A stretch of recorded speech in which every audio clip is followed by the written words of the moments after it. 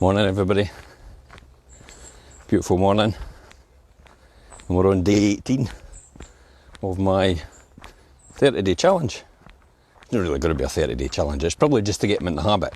I mean, you know, what I'm going to talk about is the property number 16 that I bought, and I've got the tagline, don't give up your job, and I will talk about why, and the reason why you don't give up your job. It's a bit of a crazy thing to do, because there's implications from that. And but first of all, maybe criteria, what was important to me. Hi Andrea, what was important to me in terms of property investment, and what the criteria was. So, you know, obviously during the war, when I first started, Uncle Albert from Only Fools and Horses, that's how I feel. Property investment for me was a vehicle to achieve, to get out of work, basically. That's really what I wanted to do. I ultimately wanted to get out of the job I was doing, because I realised it was continually taking its toll on me. Morning Tony, it was continually taking its toll on me, and as a result of that I really felt that it was just going to continue. I'll be working 160 hours a week, and then some, if you can create more hours. Hi Richard. And that's why I wanted to get out of what I did as a financial controller and financial director in the industry. I loved my job, it's just that it was taking its toll, and that's why I had to do something else, and I had to be able to choose, and I felt that I couldn't choose and I had no control. So that's why my property investment journey started. The criteria when I started, I mean, interest rates, I talk about it, and this one was in the year 2000, we bought this one, criteria when I started, I was looking for a 25% return on investment. So whatever money I put in, I was looking for a 25% return on that.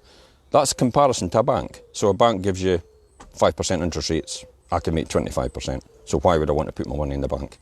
That's how I looked at it. And I often use that as a benchmark, because interest rates at the time when I first bought, I'll refer to my notes, it's all right, so I'm not looking away from you. Interest rates when I first bought was 7%. So I was paying 7% on this property in terms of interest rates, but I was still making, my other criteria was the cash flow after the mortgage is paid. So rent minus mortgage amount and cash flow left. Cash flow had to be at least £250 a month. And the cash for me was king. I never bought property for capital appreciation, because capital appreciation came as a natural result of what you did over time. I've proven that, because every single time, we're now on property number 16, yeah, and every single time I've said I've tripled the value of the property, I've doubled the value of property, I've almost quadrupled the value of some of these properties in the time that I've had them over the last 20 years, 27 years. So it's clearly obvious the property goes up over time anyway as a natural result. And if you're using this as a vehicle to get out of what you're doing, or give you some sort of relaxation in what you're doing, so you could pull back a bit and earn a little less and rely on this income. And this is what I said, don't give up your day job for, when I talk about rely on the income. It depends where you want to be in terms of what strategy you want to use and how you want to build your portfolio over time. Whether it's just a part-time income to keep you going, and your retirement, maybe one or two properties that will generate maybe 10,000 a year, it'll offset against your personal allowance, therefore it'll be tax-free. Or if it's 15 properties and you want to generate a bit more and you want the option and you're a bit younger and you just want to work part-time. Or if it's 30 properties and you just want to retire and you want to be able to do what you want to do. That's retirement really. It's not actually about sitting doing nothing, like I'm sitting on this bench. See, it's not about sitting doing nothing. Retirement, it's about doing what you want to do when you want to do it. So that's really the lesson I've learned about the criteria I use. Nowadays though, the criteria I'm probably using, and I would recommend for everybody, you're wanting to cash flow at least. The good thing about interest rates being so low is cash flow is going to be so high, because you're hardly paying any mortgage. I'll come back to that as well about the mortgage thing, the rent and the mortgage. The mortgage you have to pay regardless. Everything else after that is a variable cost. In other words, it varies depending on what you want to do. If you manage it yourself, then it's not a cost. If you get a managing agent to manage it, it's a cost. And generally it's about 15%, including the VAT, every month. So that's why I say usually 30% is your overheads.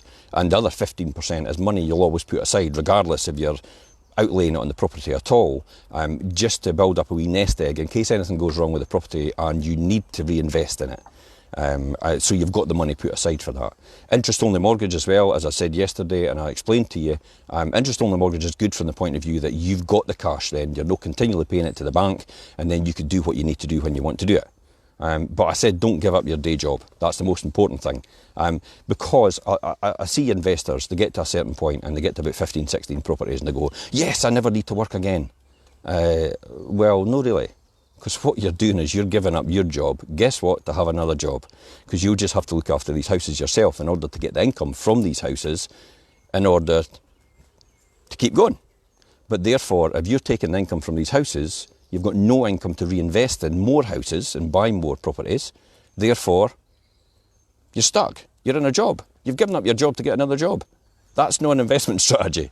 That's the wrong investment strategy. So what you need to do is you need to get managing agents like ourselves. I mean, that's primarily who our profile is, or the people we help, is you get managing agents like ourselves to look after the property while you go and continue to work in your job, and then you continue to buy property with the reinvestment of the income that we're generating for you, and continue to build that as well. So that's why I'm saying it's a slow burner over a long period of time. It's not an instant gratification. It's not on your hand right now. So that's why I say don't give up your day job. Your day job is your living from day to day. What you're doing here is creating your lifestyle for outside of that and later on. And that's what I think I've learned out of this one. Is I was at 16 properties and I felt that I was always taught that from my mentors anyway, and the people I learned from. It's like you're just giving up a job to get a job. It doesn't make sense at all. And the fact is as well, it's one of the most strenuous things you do. You know, actually moving job, getting married, moving home, these are all the most stressful things you do and upset the apple cart. So why would you do it? Because I'm bored. That's what I talked about yesterday. Sometimes it's good to be bored. And how people reinvent things and self-sabotage in order just to get the excitement. And they don't realise they're self-sabotaging as a result. But that's maybe for another subject. So yeah, it's all about reinvesting back in your property vehicle in order to attain the goals that you want. And if you want to have a chat about that, more than happy to do that and have a one-to-one on Zoom, or maybe on the phone, or maybe sitting at a social distance in the office, preferably on Zoom, to be honest. Because I'm able to show you spreadsheets, I'm able to show you numbers, I'm able to show you how it all works. And that way you'll get an insight into how it happens. It'll blow your mind. It still blows my mind how this can be generated and how this can be done. But anybody can do it. A lot of people, maybe even you're watching this video thinking, property investment's no for me. Well, it is. It is, and you'd be surprised how you can invest in property.